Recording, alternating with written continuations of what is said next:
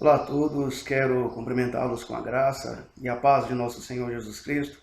Nesse dia eu gostaria de convidar você a refletir comigo no provérbio de número 18, versos 20, 21 e 23, onde a palavra de Deus diz assim: Do fruto da boca de cada um se fartará o seu ventre, dos renovos dos seus lábios ficará satisfeito. A morte e a vida estão no poder da língua, e aquele que a ama comerá do seu fruto. O pobre fala com fogos, mas o rico responde com dureza. Estaremos refletindo nesse dia a respeito do tema, o resultado das palavras ditas. Se olharmos atentamente para o livro de Provérbios, perceberemos que significativa parte é direcionada à questão de nossa língua, do uso da nossa língua e também dos seus frutos ou resultados.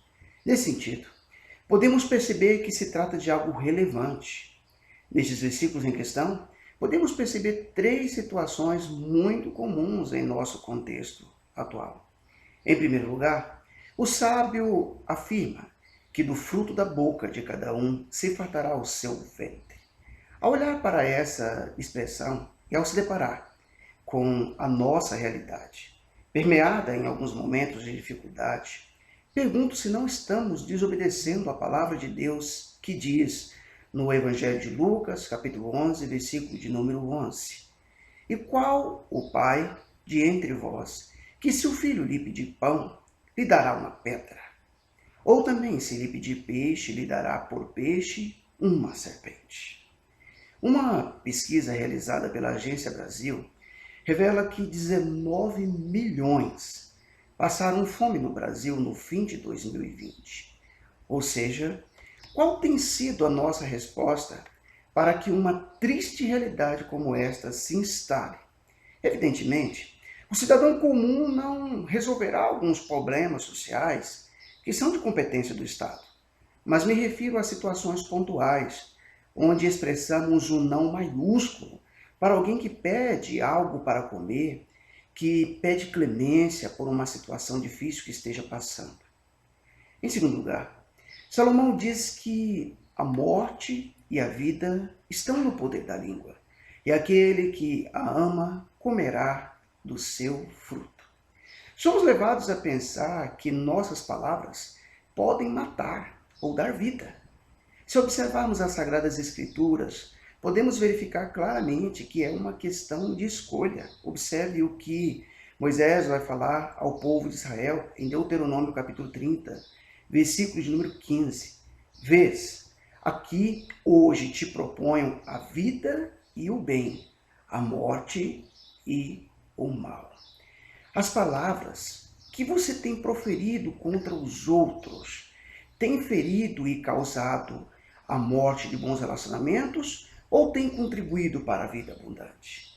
Essa é uma pergunta importante para que nós estejamos fazendo de forma individual a cada um de nós. Mas por fim, percebo que Salomão pontua algo muito comum na atualidade, ou seja, a inexistência da empatia por parte de alguns com relação ao sofrimento alheio.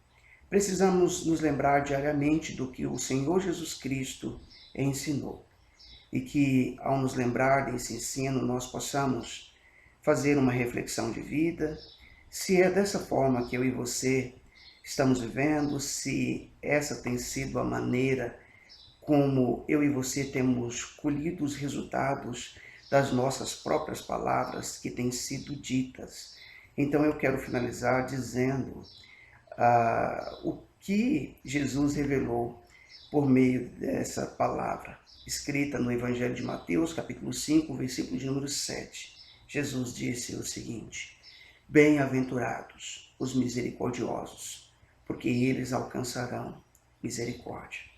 Que eu e você possamos pensar nisso e que esse ensino da palavra de Deus nos leve a refletir qual tem sido os resultados das nossas palavras, como nós temos respondido às questões, às indagações da vida, como têm sido nossas respostas para aqueles que têm enfrentado dificuldades, que têm pedido o que comer, têm clamado por justiça.